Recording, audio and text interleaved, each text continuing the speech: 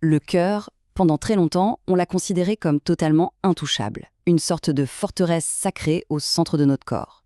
Eh bien aujourd'hui, on va plonger dans l'histoire incroyable de comment la médecine a réussi ce qui paraissait impossible, opérer au cœur même de la vie. Oui, pendant des siècles, l'idée même d'opérer le cœur était tout simplement impensable.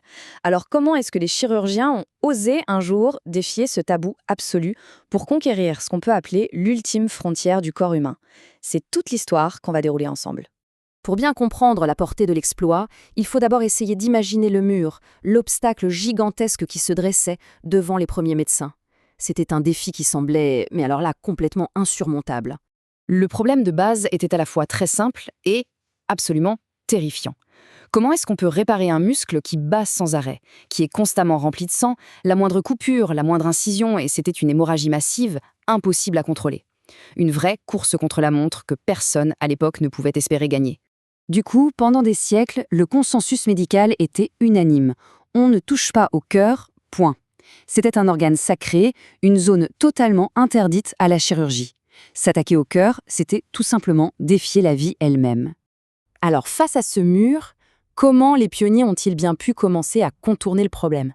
Eh bien, avec une audace folle, en inventant ce qu'on a appelé les techniques à cœur fermé. En gros, ça voulait dire opérer sans voir ce qu'on faisait.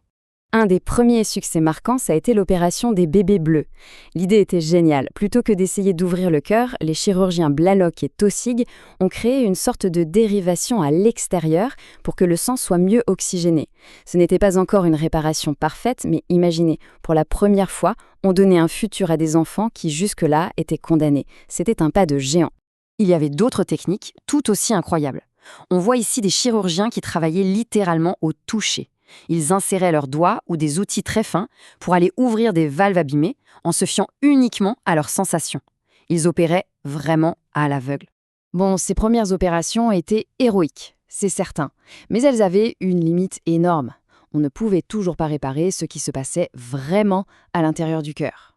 Pour franchir cette nouvelle étape, il ne fallait pas juste une petite amélioration. Non, il fallait une révolution totale. Et ce qui est fascinant, c'est que cette révolution, elle n'est pas sortie de nulle part. Elle a été le résultat de décennies de découvertes qui, a priori, n'avaient rien à voir. Pensez-y, la découverte des groupes sanguins, l'invention d'un anticoagulant comme l'héparine, et même la mise au point de plastiques comme le PVC. C'était toutes les pièces manquantes d'un puzzle immense. Il faut se représenter le rêve complètement fou des chirurgiens de l'époque. Leur liste de souhaits, c'était ça.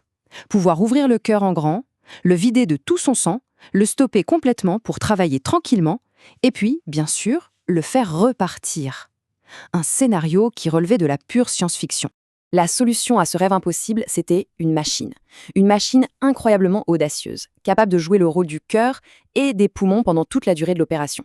C'est la naissance de ce qu'on appelle la circulation extracorporelle, la fameuse COC. Et l'homme qui a transformé ce rêve en une réalité, c'est lui, le docteur John Gibbon.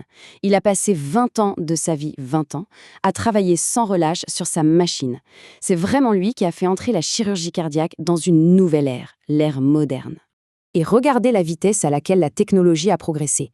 En à peine quelques années, on est passé du prototype de laboratoire de Gibbon, qui ressemblait un peu à une usine à gaz, à une machine bien plus sophistiquée, la Mayo Gibbon, qui a pu être utilisée dans les plus grands hôpitaux pour sauver des vies tous les jours. À partir de ce moment-là, avec cette capacité d'arrêter le cœur en toute sécurité, c'est comme si on avait ouvert une porte sur un monde de possibilités chirurgicales qui était jusque-là totalement inexploré. Ça a été le début d'un véritable âge d'or. Pensez à la logique. On peut arrêter le cœur, donc on peut enfin voir ce qu'il y a dedans. Et donc on peut commencer à réparer directement les valves, les cloisons, et même inventer des opérations complètement nouvelles, comme les pontages coronariens. Des milliers, puis des millions de vies allaient être sauvées. Après avoir appris à réparer le cœur, les pionniers se sont tout de suite posé une question encore plus folle. Et si, au lieu de le réparer, on pouvait tout simplement le remplacer? Ça, c'était la nouvelle frontière, le défi ultime.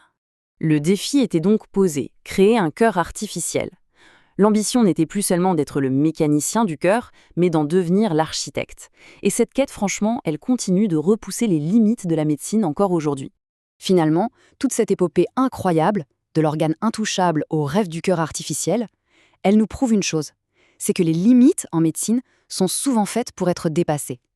Ce qui nous amène à une dernière question. Quel est le défi qui nous paraît aujourd'hui complètement impossible et qui sera la réalité de demain.